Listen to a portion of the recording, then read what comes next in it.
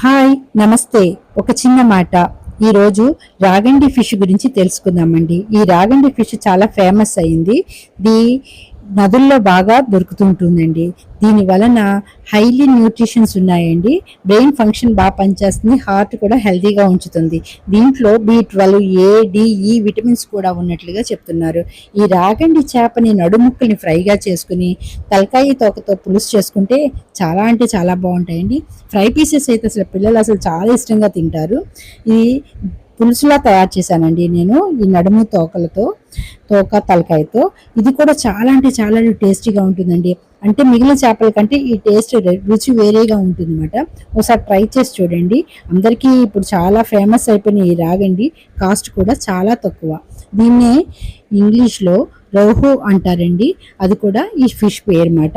Try చేయండి. Thank you for watching. Please subscribe my channel.